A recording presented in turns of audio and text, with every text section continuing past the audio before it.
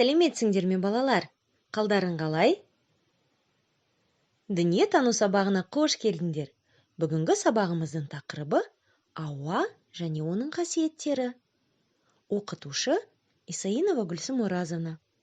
Балалар, ауаның не екенін тереңірек білгілерің келе ме? Онда бізге бүгін қонаққа басқа планетадан Ю келіп көмектеседі. Сәлем, балақайлар! Менің атым Ю. Мен сендерге ауа туралы білгенімді айтқым келеді. Ауа сендердің планеталарында өмір сүру үшін өте маңызды. Жанды табиғаттың барлығы ауамен тыныс алады. Адам үшін де ауа өмірлік маңызды. Адам тамақсыз бірнеше апта өмір сүре алады екен. Сусыз бірнеше күн, ал ауасыз небәрі бірнеше минут өмір сүре алады. Сендердің ауаларын бұл газдардың қоспасы. Мынау шеңбер, бұл сендердің планеталарындағы ауа деп елестетіңдер. Оны 4 бөлікке бөлейік. Ауаның көп бөлігін азот атты газ алады. Бірақ демалу үшін сендерге басқа газ керек. Оттегі. Ол ауаның көп бөлігін алмайды. Ауаның қалған бөлігін басқа газдар алады. Соның ішінде көмір қышқыл газ бар. Сендер демалған кезде көмір қышқыл газын шығарасыңдар. Сендердің планеталарында өте қызық. Демалған кезде сендер ауадан оттегіні жұтып аласыңдар. Ал көмір қышқыл газын шығарасыңдар. Ал мен сендерге тағы ауаның қасиеттерін қалай зерттегенім туралы айтқым келеді. Мен сұрақтар қойып, оларға жауаптар іздедім. Бірінші сұрақ. Ауа мөлдір ме, жоқ па? Бұны анықтау үшін мен тәжірибе өткіземін деп шештім. Мен далаға шығып, кішкентай құмырсқаны, бір қабатты үйді, ағаштар мен гүлдерді анық көрдім. Сосын мен көздерімді тығыз матамен жауып қойдым. Бұл мата арқылы мен ештеңе көре алмадым. Осындай тәжірибені орындап, ауаның мөлдір екеніне көзімді жеткіздім. Екінші сұрақ. Ауаның түсі қандай? Сол далада тұрып, мен жан-жақтағы заттарға мұқият қарай бастадым. Ағаш жапырақтары мен шөп жасыл болды. Гүлдер қызғылт сары, ал көбелек көк. Барлық заттар түрлі түсті болды. Маған олардың түстерін көруге ештеңе бөгет болған жоқ. Яғни ауа түссіз. Үшінші сұрақ. Ауаның иісі бар ма? Оны білу үшін мен бірінші дәріханаға кірдім. Онда әртүрлі дәрілердің иісі шықты. Сосын мен шоколад кәмпиттері сатылатын дүкенге кіріп шықтым. Дүкенде иіс басқаша болды. Мен бұндай иісті білмеймін. Бірақ сендер, жер планетасында тұратын балалар, неге кәмпиттерді жақсы көретіндеріңді түсіндім. Сосын мен шаштаразға кірдім. Бұл жерде де иіс жақсы екен. Бірақ дәріхана мен дүкеннің иісіне ұқсамайды екен. Ең соңында мен ашық далаға шықтым. Бұл жерде ешқандай иіс болған жоқ. Мен ойланып, осындай қорытынды шығардым. Таза ауаның иісі жоқ. Ал шаштаразда, дүкенде және дәріханада иіс әртүрлі болды.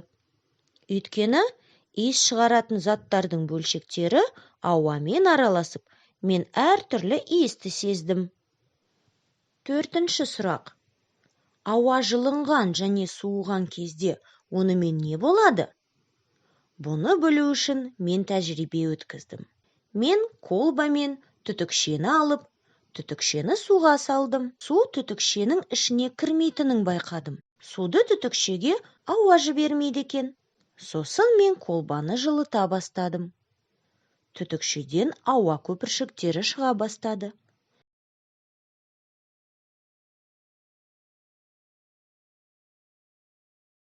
Яғни ауа жылынған кезде ұлғаяды. Ал ауа суыған кезде не болады екен? Мен қайтадан колбамен түтікшені алып, түтікшені суға салдым. Ал колбаға суланған суық шүберекті салдым. Бір уақыттан кейін су түтікше арқылы көтеріле бастағанын байқадым. Ауа суға өзінің бір бөлшегінің орнын берген сияқты болды. Мен осындай қорытынды шығардым. Ауа суыған кезде сығылады. Балалар, Ююдың тәжірибелері қызықты болды ма? Онда өздерің де бірнеше тәжірибе орындап көріңдер. Допты жерге ұрып, оның секіргенін байқайсыңдар. Допты секіртіп тұрған не? Ауа. Олай болса, ауа серпімді. Енді балмұздақтың немесе кәмпиттің дәмін көріңдер. Олар тәтті болады. Ал ауаның дәмін көріңдер. Ауаның дәмі жоқ. Енді ауаны қолдарыңмен ұстап көріңдер. Оны қолмен ұстай алмайсыңдар. Біз ауа туралы не білдік? Ауа мөлдір, түссіз, иісі жоқ, дәмі жоқ, серпімді. Қолмен ұстай алмайсың. Жылынғанда ұлғаяды, суығанда сығылады. Мен сендерге ауаның жылынып, ұлғаятыны мен суығанда сығылатыны туралы тағы да бір тәжірибені көрсеткім келіп тұр. Тәрелкеге боялған су құямыз. Ыстық бөтелкені алып, оны тәрелкенің үстіне қоямыз. Балалар, бұл тәжірибені орындамаймыз, тек қана бақылаймыз.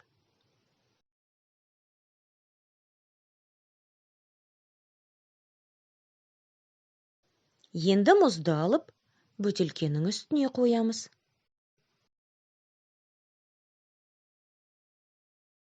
Енді мұқият қараңдар. Неге су көтеріле бастады? Өйткені ыстық бөтелкедегі ауа жылынып, ұлғайды. Ал бөтелкенің үстіне мұзды қойғанда, бөтелкедегі ауа суи бастады да сығылды. Яғни аз орын алып, бөтелкенің ішіне суды тарта бастады. Ауа бос орынның барлығын толтырады. Ауаның бұл қасиетін дәлелдеу үшін өздерің тәжірибе жасап көріңдер. Тегешке су құйыңдар. Стақанды аударып, оны бір қалыпты тігінен тегешке түсіріңдер. Су стақанның ішіне кірмейді. Өйткені стақанның ішіндегі ауа суға өзінің орнын бермейді. Бірақ біз стақанды сәл қозғалтсақ, оның ішінен ауа шығып, стақан сумен толады. Не байқадық? Ауа бос орынның барлығын толтырады. Осымен біздің сабағымыз аяқталды. Сау болыңдар, балалар.